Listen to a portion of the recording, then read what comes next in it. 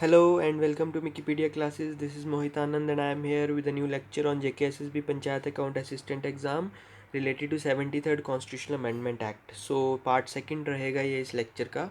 Part first हम already discuss कर चुके हैं, लिंक उसका आपको डिस्क्रिप्शन में मिल जाएगा। 10 क्वेश्चन हमने डिस्कस किए थे, 10 क्वेश्चन हम आज और डिस्कस करेंगे। बहुत इंपॉर्टेंट क्वेश्चन है, नोट डाउन कर लीजिए। और इन 30 क्वेश्चंस में ही आपका ऑलमोस्ट सारा 73rd अमेंडमेंट एक्ट जो है वो कंप्लीट हो जाएगा। जो तीसरा पार्ट होगा जिसमें हम 10 और क्वेश्चन डिस्कस करेंगे, उसमें ही मैं आपके साथ आर्टिकल्स भी जो 243 टू 243 ओ हैं वो अच्छे से डिस्कस कर दूंगा, ताकि आप उनको भी नोट डाउन कर लीजिए। ठीक है, तो चलिए चलते स्टार्ट करते हैं आज का वीडियो। आपको पता तो है, वीडियो आपने पूरा देखना, और उसके बाद जो पहली बार देख रहे हैं उन्होंने चैनल को सब्सक्राइब करना, ताकि आने वाले इंटरेस्टिंग वीडियोस जो हैं, जो कि आपके एग्ज़ाम में प्रिपरेशन को बहुत ईजी बना देंगे, चाहे आप कहीं से भी पढ़ें। But when it comes to MCQs you should only refer to Wikipedia classes. So MCQs जो है वो आप करेंगे यहाँ से, और आपका एग्ज़ाम जो है वो इजीली क्वालिफाई हो जाएगा। सो चलिए चलते हैं, पहला क्वेश्चन लेते हैं। 10 क्वेश्चन हम ऑलरेडी डिस्कस कर चुके हैं, 10 क्वेश्चन हम आज डिस्कस करेंगे। सो चलिए लेते हैं question number 11th। Yeah so consider the following statements with reference to 73rd constitutional amendment act in respect of panchayati raj. So ये कुछ पॉइंट्स दिए हैं पंचायती राज या 73rd अमेंडमेंट एक्ट को लेके। तो उसमें से हमें बताना है कि सही कौन सा है, which one of the following options are correct. So पहला क्या है, direct elections of all the members at all levels. So remember this is not true, because उसमें क्या है कि चेयरपर्सन, और जो चेयरपर्सन है इंटरमीडिएट यानी ब्लॉक लेवल पे और ज़िला लेवल पे, उनके डायरेक्ट इलेक्शन नहीं होंगे, उनके इनडायरेक्ट इलेक्शन होंगे। First statement is wrong. Direct election of chairperson at the village level, yeah this is right, because village level पे चेयरपर्सन होता है सरपंच, तो सरपंच का डायरेक्ट इलेक्शन होगा। Indirect election of chairperson at intermediate and district level, intermediate हो गया आपका block का लेवल, सो ब्लॉक लेवल पे, या पंचायत समिति जो बनाई जाती है, सो इनडायरेक्ट इलेक्शन वहाँ होगा, ये मैंने अभी आपको बता दिया। So this statement is also correct. Yeah mandatory provision for holding election, yeah there is a mandatory provision की हर 5 साल के बाद इलेक्शन जो है वो होने हैं। ये चीज़ आपको ध्यान रखनी है, ये चीज़ आपको ध्यान रखनी है। क्लियर। सो उस हिसाब से देखिए तो हमारा पहला जो है वो गलत हो जाता है। सो पहले से ही आपको पता लग जाएगा कि पहला आप एलिमिनेट कर दीजिए, ना ए हो सकता ना सी ना D. So the right answer is B. चलिए चलते हैं नेक्स्ट क्वेश्चन, क्वेश्चन नंबर 12 पे। Which of one of the following government documents first suggest for having elections of panchayat institutions on political party basis? So इनमें से कौन सा government document है जिसने पहली बार ये कहा था कि पंचायत के इलेक्शन भी पार्टी बेसिस पे होने चाहिए, यानी पार्टीज़ जैसे असेंबली के इलेक्शन में या पार्लियामेंट के इलेक्शन में पार्ट लेती हैं, वैसे ही पार्टी के बेसिस पे पंचायत में इलेक्शन हो, पार्टी के सिंबल पे इलेक्शन होना चाहिए। सो remember the right answer is Ashok Mehta committee report. So Ashok Mehta committee report ने पहली बार ऐसा कहा था। चलिए चलते क्वेश्चन नंबर 13 पे। Under which provision does the governor of the state constitute a state finance commission to review the financial position of the panchayat. Last lecture में मैंने आपको बताया भी था कि पंचायत के अकाउंट्स को देखने के लिए, और पंचायत में कितना पैसा उनको देना, उसके लिए एक स्टेट फाइनेंस कमीशन बनाया जाएगा अंडर 11th शेड्यूल। तो वही पूछा है कि गवर्नर कॉन्स्टिट्यूट तो करेगा हर 5 साल के बाद, बट सो रिमेंबर हर 5 साल के बाद पंचायती जो ये है आपका स्टेट फाइनेंस कमीशन जो है, it will be established every 5 years by the governor, but under which of the following provision, इनमें से किस प्रोविजन के अंदर? Under as a discretionary power of the governor, की गवर्नर की अपनी मर्जी से, by a resolution passed by the legislative assembly, legislative assembly resolution pass करेगी तब, in accordance with article 243I of the constitution of India, 243I के according, या इन accordance with the resolution passed by Rajya Sabha, या फिर राज्यसभा रेजोल्यूशन पास करे तो। So remember the right answer is article 243I। So article 243I deals with the state finance commission to look after the financial position of the panchayat. Fine.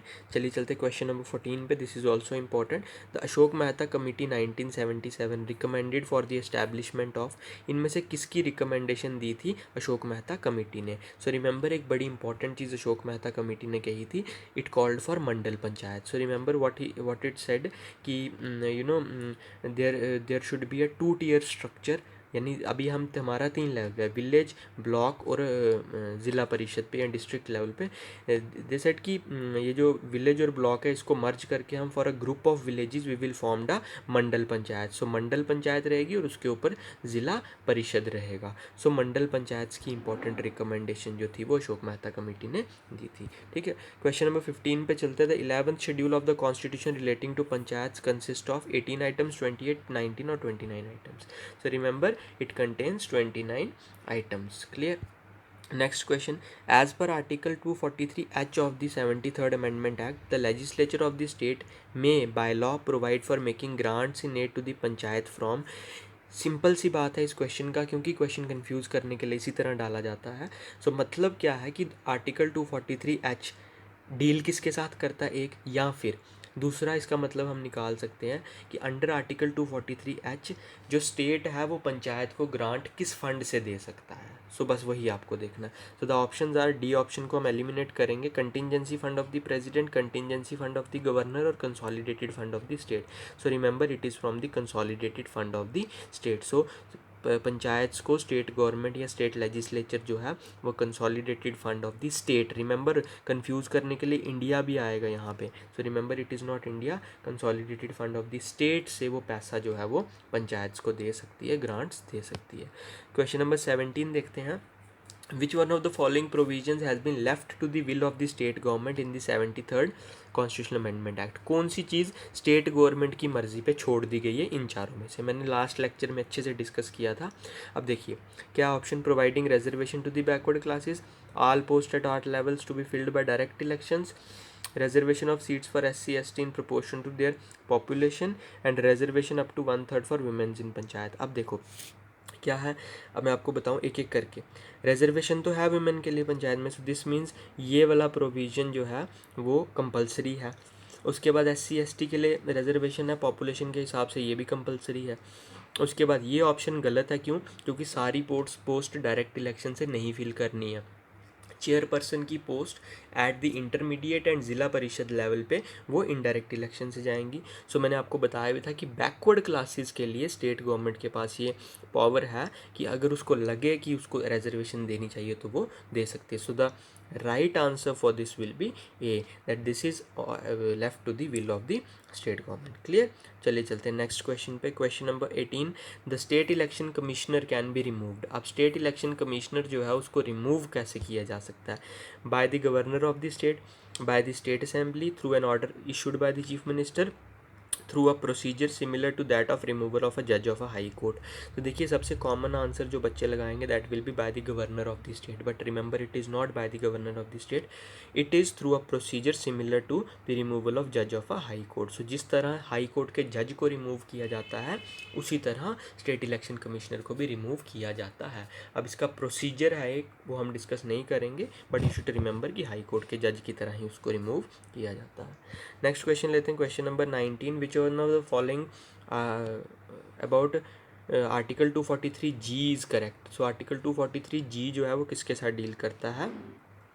So panchayat should be enabled by law to function as agents of state governments. Panchayat state government के agent का काम करेंगी, या फिर पंचायत जो है self government का काम करेंगी, या पंचायत इम्प्लीमेंटिंग एजेंसीज रहेंगी सेंट्रली स्पॉन्सर्ड स्कीम की, या पंचायत आंसरेबल रहेंगी डिस्ट्रिक्ट पंचायत को। तो remember article 243G deals with this, that panchayat should be enabled to by law to function as institution of self government, कि उनको इतनी पावर दी जानी चाहिए कि वो सेल्फ गवर्निंग इंस्टीट्यूशंस का काम कर सकें। तो this is under article 243G।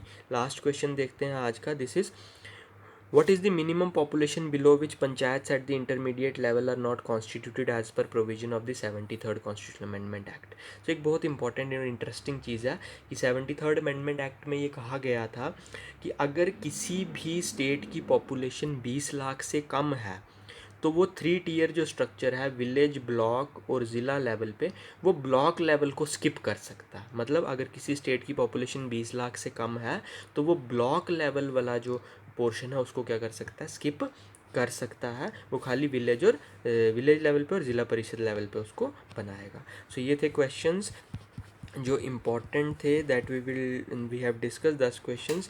Next 10 questions और कुछ facts regarding 73rd amendment act हम और भी डिस्कस करेंगे। So with a new lecture I will come soon, till then take care, God bless you all.